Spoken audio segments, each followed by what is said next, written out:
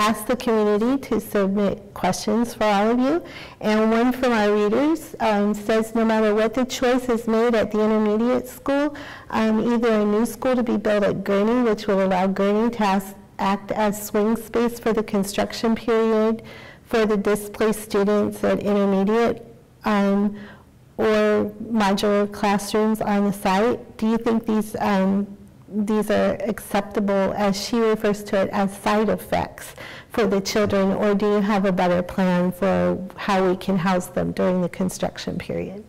Mr. Kashi. Okay.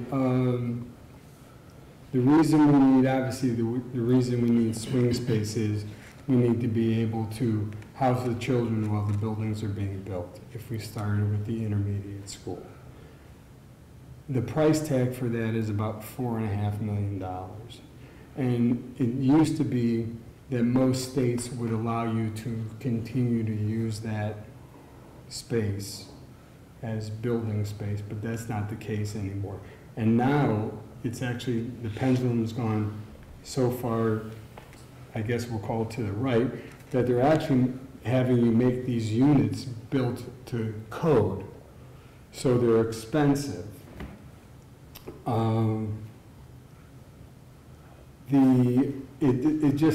I have a very hard time thinking that we're going to spend $4.5 million to build a $30 million school.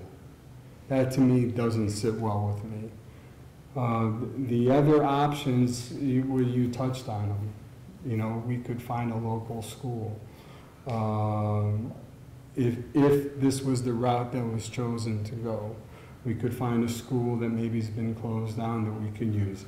That involves busing. I mean, none of these answers are simple. That's my point. Mrs. Brose. I agree with Harry about the complexity of the issue. I joined the facilities committee and heard some of the important questions that were being asked in the process. For instance, some of these modular units can be purchased in the secondary market, so we might not have to actually spend $4.5 million. I have a child who's in the building right now, so I would like it to be as close to the normal classroom environment as possible for all our children.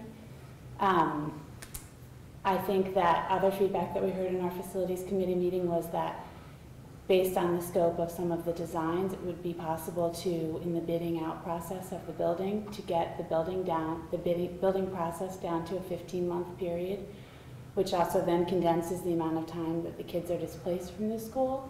And it may not cut the cost in half, but it certainly brings the cost down significantly.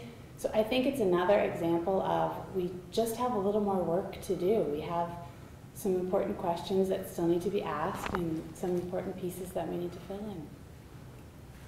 Mr. Hogan. Again, it's one of the issues. Economically, I would rather spend that $4.5 million rather than spending it on temporary space. I'd rather spend it on space that would actually be utilized as classroom space in the future. The idea, though, to spend $4 million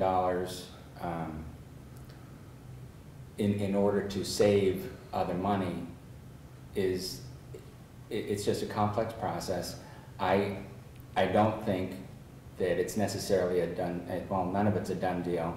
So again, it's almost like one of the false choice, because I'm not sure that we're there yet, and I'm not sure that we're having to decide right now between building modular space or swing space, or a new school for swing space. So it's something that's going to be decided at some time in the future, and it's not a clear-cut answer, and I don't know that one or the other. I think we can have combinations. There's space in other districts. There's trying to squeeze into other buildings. So I agree that there are plenty of things to still be explored. Okay, thank you. Mrs. Garvey. I believe that it is premature to answer this question, and partly because of all the work that's been done, which is substantial in the last couple of years to determine what our facilities need. There's still more work to be done there. We have a list of projects that need to be tackled in the next 5 years, but we haven't really gone out beyond that. We haven't had the conversations yet with our community to look at what the right answer is. And without that, you can't have the creative thinking about how much can we tackle during the summer? Can we do part of the building while the kids are still in part of the building? And we just don't have the answers yet. But I think that we are all committed to a couple of things. One is that the intermediate school, which is known to many as the Philomathian School, is in desperate need of some attention. And I think that we are committed to giving our students and our teachers what they need to have a good learning environment, and doing the work to get there as quickly as possible so that more and more students can benefit. Hopefully Mr. Weingart's young children can benefit from this. Being respectful of what our children need and what our teachers need, and trying to think creatively about how to assuage any of the negative impact on them as much as possible. Mr. Weingart? I don't think any of us want to spend $4.5 million of the taxpayers' money that is basically a temporary space that can't get used going forward.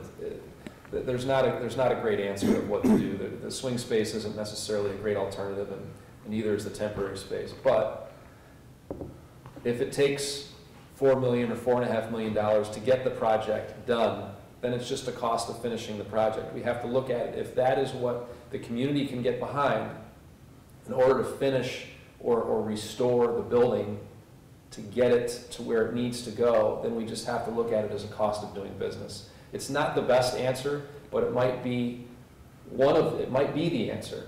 Again, I think it's worth it to explore other options, but right now it might be something that we have to consider in order to get a levy passed in order to get the building going. Okay. Mrs. Thomas. I agree with much of what I've heard. However, as a member of the Board of Education, once a decision is made on what construction project will be done, it will be our job to charge the superintendent with coming back to us with recommendations, feasible recommendations for swing space if it's needed. And that is why we hire a superintendent and he hires an administrative team to do that research, bring back the costs, and give us the options so that we can look at each one of those. We, of course, will be creatively thinking with them, but that is the administration's job. It is not our job to micromanage that process. One thing I did hear was perhaps we could renovate the building while the children are in it. Our builders and the people who have been involved in this to date have told us that that is not a feasible option. It will be a construction zone. If we do the intermediate school, it will be fenced off, and it would not be safe to have children in the building while we're doing construction. So we need to first make a decision on what the construction will be, if there will be construction. And then we need to move to the next step as to if we need swing space, what will that swing space be, what will it cost, and how will it be handled? So we don't have an answer today, but I'm sure that we will have an answer once a decision is made.